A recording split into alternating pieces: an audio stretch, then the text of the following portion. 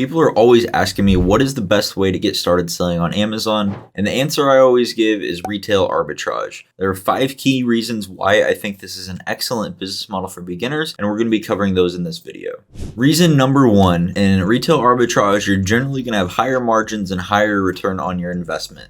This is super important when you're first starting out for a few reasons. You need to be focusing on higher ROI products. 1, to allow yourself more of a buffer. So you might be looking for a 50 to 60% return. I always tell beginners to strive for 50% return on your investment, but you're also a beginner. You're going to be making more mistakes. You're going to misread the keep of data. You're going to miss things when you're looking at profitability. So that 50% that you're predicting might end up only being like 25 or 30% or even less if you make a really bad mistake. So I think it's really important to focus on those higher return items like you'll find in retail arbitrage. That way you have a buffer. Also, when you're a beginner, you're more likely to not have less capital available than when you've been selling for a few years. And whenever you have less capital, you need to be focusing on high return items. That way you can grow your capital and invest in that snowball to increase the amount of money you have on hand, so that later on down the road, when you have a lot more money available, then you can focus on selling those lower return items as well. Benefit number 2 of retail arbitrage is you can actually sell your items a lot faster than doing any other business model. You can go into a store and sometimes even sell it before you even pay for it. This is a bit of a risky move. I always recommend people, if you're going to do this, make sure you at a bare minimum have the item physically in your cart. But what you can do is you can grab the item, you can put it in your cart so that you know you're going to be able to buy it. Then you can just list it FBM in the Seller Central app. And if the sales velocity is good enough, you can even sell the item before you go and check out. That way you're selling the item, you know you already got that sale, and it's taking away a lot of the risk. Super important, please, if you're going to do this, make sure you have the item in your cart. You know you're going to be able to buy it. There's not going to be any problems with the checkout process.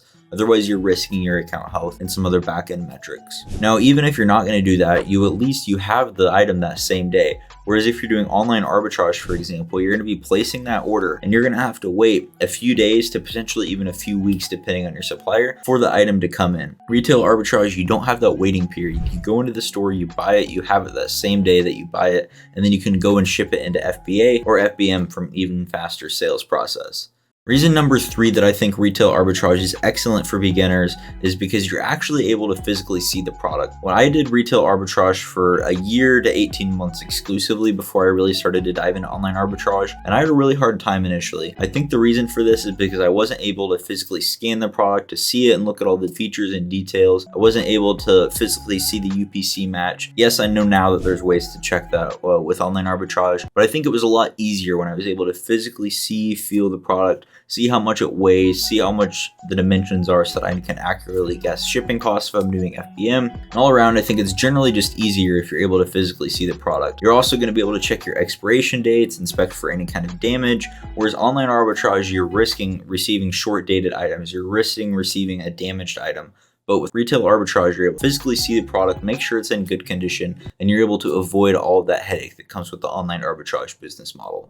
Benefit number 4 to doing retail arbitrage is you have a local advantage. There's a few different ways you can look at this. One is we all have regional grocery chains in our area. Maybe you have a Publix or an Aldi, depending on where you're at. You can go into those stores and you can see the exclusive brands that they carry. Maybe it's something that they only carry in their store. Maybe it's a store brand that they have. But you can look for the listings on Amazon, and now only you who has access to that store and the other people in your region are going to be able to sell those products on Amazon. You're no longer competing with the whole country. Let's say you're in the Southeast and you have Publix and they carry a Publix branded cookie or something like that. Somebody in California who doesn't have access to that grocery chain might really like that cookie, and they might be willing to pay triple, 4 times, 5 times the price if you can provide that to them through Amazon FBA. That's one way that you can play your local regional advantage to your favor and get more profits on Amazon. You can also look at the local sales that are going on in your area. Maybe this item's only clearance in your area. Maybe this is a sale that's only happening in your area. All in all, you have a local advantage and you should be using it so that you have less competition. And that's going to lead me into benefit number 5 of retail arbitrage, and that is less competition. With online arbitrage, we're all seeing the same deals on these websites. We're all able to order from these websites. But with retail arbitrage, there's a clearance wave. The clearance might be cheapest in your area. It might only be happening selling in your area. And even within your area and having the cheapest product prices available, sometimes you might only have 5 other retail arbitrage sellers in your area. You might be the only one if you're in a rural community, but generally speaking, you're gonna have less people that you're competing with for finding those products. Whereas online arbitrage, we're all going after the same deals and we're all gonna be competing for those same products, which in turn can lead to product tanking. Whereas with retail arbitrage, that is less likely to happen because you're competing with less people for getting those products.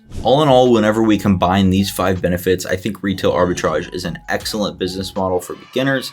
I think that once you're looking for a point to scale, then you're going to want to shift into more of online arbitrage, potentially wholesale, but retail arbitrage is a great place to start and I highly recommend it. If you'd like to learn more about retail arbitrage, go ahead and check out these videos here and you can see me doing some live sourcing and talking more about the business model. Thanks for watching. See you on the next one.